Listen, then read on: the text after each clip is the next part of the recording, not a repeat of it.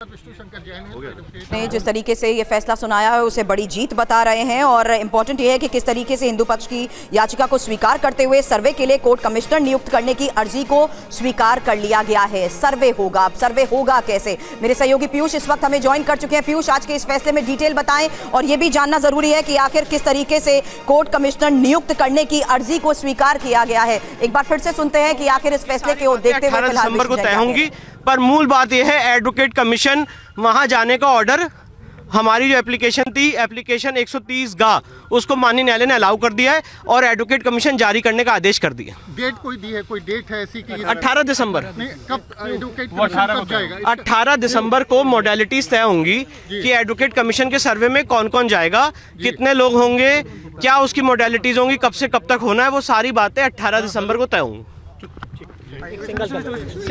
तो फैसला अभी सुरक्षित रखा था, लेकिन आज अनुमति मिल गई है। सर्वे होगा, सर्वे कैसे होगा, किस तरीके से होगा, किस स्तर पर किया जाएगा और साथ ही इंपॉर्टेंट यह है कि कोर्ट कमिश्नर नियुक्त करने की जो अर्जी स्वीकार कर ली गई है, इस बारे में 18 दिसंबर को फैसला होगा। Piyush, over to you, detail जानकारी अभी थोड़ी देर पहले सुनाए गए इस फैसले को लेकर। जी बिल्कुल, देखिए इलाहाबाद हाईकोर्ट ने यह साफ कर दिया है कि इस मामले में मथुरा में जो शाही ईदगाह मस्जिद है वहां पर अब सर्वे कराया जाएगा और उसमें कोर्ट कमिश्नर की नियुक्ति को लेकर के जो आपाधापी चल रही थी वो स्थिति स्पष्ट हो गई है। अब आगे इसमें जो लोग वहां जाएंगे उनकी स्थिति को स्पष्ट करेगी अदालत आगे, जब आगे सुनवाई होगी इस मामले में। लेकिन मैं आपको बता दूं कि जैसे अयोध्या मामले में ASI सर्वे हुआ था और उसके बाद आप देख सकते हैं कि बनारस में भी ASI सर्वे का आदेश हुआ, सुप्रीम कोर्ट में मैटर आया था और सुप्रीम कोर्ट ने इस मामले में अंततः ASI सर्वे का ऑर्डर कर दिया था। अब इस मामले में जो बाधाएं थीं अभी तक कि इस मामले में सर्वे नहीं कराया जा सकता और जो अपील है उसको स्वीकार नहीं किया जा सकता, वो सारी क्लैरिटी हो चुकी है और सीधे तौर पर कोर्ट कमिश्नर की जो बेसिकली जो पैनल होगा उसकी नियुक्ति किस तरह से की जाएगी वो आगे कोर्ट करेगा। अभी फिलहाल कोर्ट ने ये स्पष्ट कर दिया है कि वहां पर सर्वे कराया जाएगा और आगे जो इसकी मॉडलिटीज़ होंगी वो तय की जाएंगी कि कौन कौन सर्वे में शामिल किया जाएगा उसके पैनल में।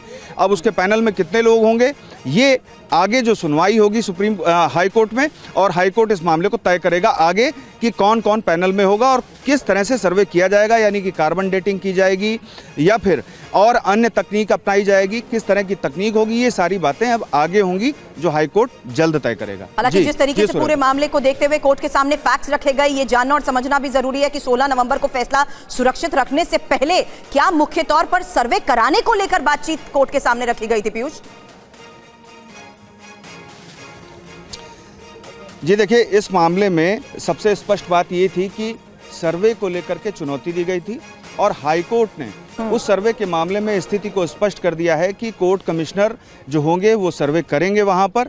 और अब आगे की तिथि यानी कि 18 दिसंबर को कोर्ट ये तय करेगा कि सर्वे में कौन सा पैनल जाएगा, वीडियोग्राफी होगी, फोटोग्राफी होगी, इसके अलावा जो तकनीक अपनाई जाएगी उसको लेकर के भी 18 दिसंबर को हाई कोर्ट स्थिति को स्पष्ट कर देगा। पैनल में कौन होगा ये भी स्पष्ट हो जाएगा। चलिए, तो अभी तक 18 याचिकाओं में से 17 पर सुनवाई हुई थी और उसमें महत्वपूर्ण ये था कि किस तरीके से कोर्ट कमिश्नर भेजने की ये एक याचिका थी जिसे मंजूर कर लिया गया। मनीष, मैं आपके पास आती हूं, लेकिन हिंदू पक्ष जिस तरीके से इसे बड़ी जीत बता रहा है, विष्णु जैन की तरफ से क्या कहा गया सुन लेते हैं। आज माननीय इलाहाबाद हाईकोर्ट ने कृष्ण जन्मभूमि के केस में जो हमारी मांग थी कि शाही ईदगाह मस्जिद में एडवोकेट कमीशन के द्वारा सर्वे कराया जाए, उस सर्वे की एप्लीकेशन को अलाउ कर दिया है।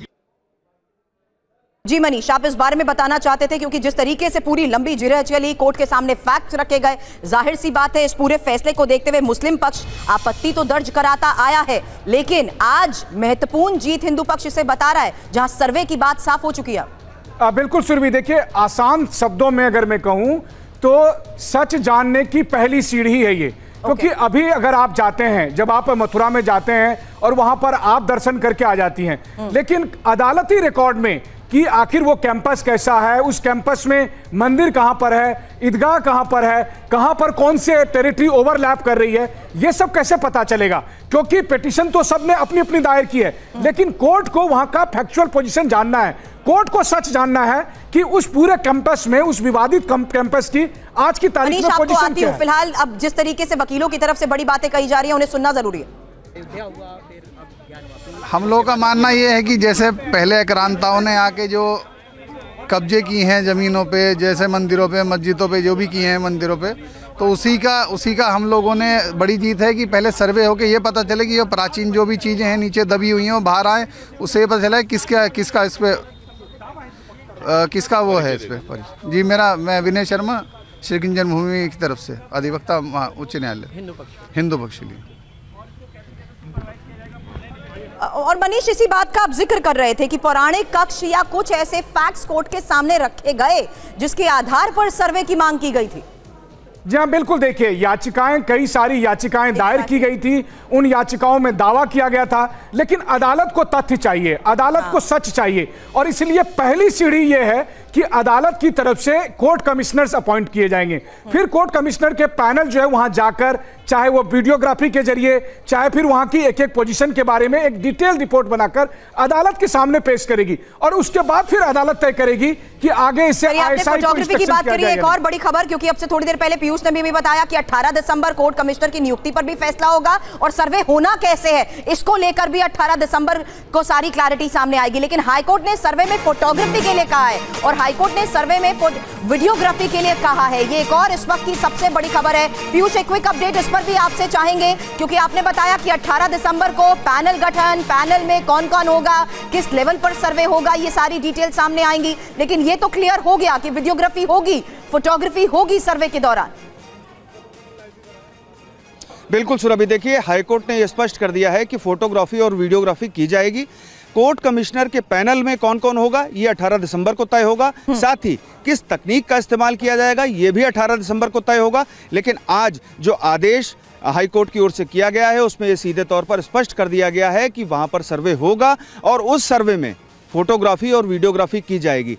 असल बात यह है कि याचिकाकर्ताओं की ओर से साफ तौर पर कहा गया था कि वहां पर हिंदू धर्म से संबंधित बहुत से संकेत ऐसे मिलते हैं जो ये स्पष्ट करते हैं कि उस जगह पर अतिक्रमण किया गया, आक्रांताओं ने उस जगह को बदला, और यही वजह है कि इस मामले में सीधे तौर पर पहले सर्वे की मांग की गई। यानी कि जैसा मनीष कह रहे थे कि पहली सीढ़ी, बिल्कुल पहली सीढ़ी। आप देख लीजिए कि अयोध्या में भी पहले सर्वे कराया गया, ज्ञानवापी के मामले में भी पहले सर्वे का आदेश हुआ, और अब इस मामले में भी सर्वे का आदेश हो गया है, और अब उसकी जो मॉडलिटीज़ हैं वो 18 दिसंबर को तय हो जाएंगी। लेकिन ये स्पष्ट है जो हाईकोर्ट ने आज कहा है कि वीडियोग्राफी और फोटोग्राफी इसमें कराई जाएगी, जो इसका पहला चरण है। जी बिल्कुल, बड़ी बात आपने बताई है। पहला चरण इसका आखिर क्या होगा और किस तरीके से इस पूरे मामले को देखते हुए सर्वे कराने को लेकर ये बड़ी मंजूरी मिली है, ये जानकारी हमने दी। लेकिन इस पूरे मामले को देखते हुए किस तरीके से अलग अलग याचिकाओं पर अभी तक सुनवाई हुई है, और अब आने वाले वक्त में 18 दिसंबर को क्या बड़े फैसला होगा इस पर तो नजर रहेगी। लेकिन हिंदू पक्ष और मुस्लिम पक्ष की तरफ से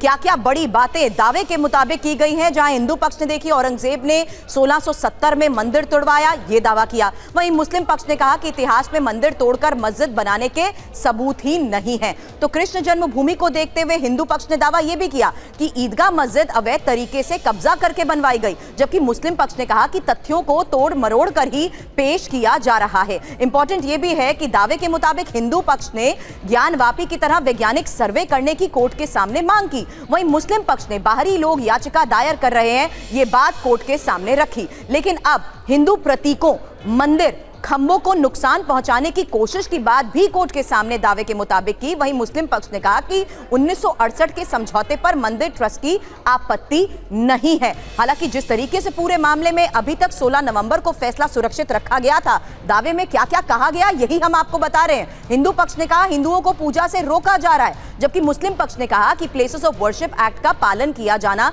जरूरी है। हालांकि दावे के मुताबिक किस तरीके से 16 नवंबर को फैसला सुरक्षित रखा गया, आज महत्वपूर्ण दिन है जहां कोर्ट ने सर्वे कराने को मंजूरी तो दे दी है, लेकिन इस बीच सर्वे कितने दिन चलेगा, 18 दिसंबर को इसका फैसला होगा। 18 दिसंबर को कमिश्नर की नियुक्ति पर भी फैसला होगा।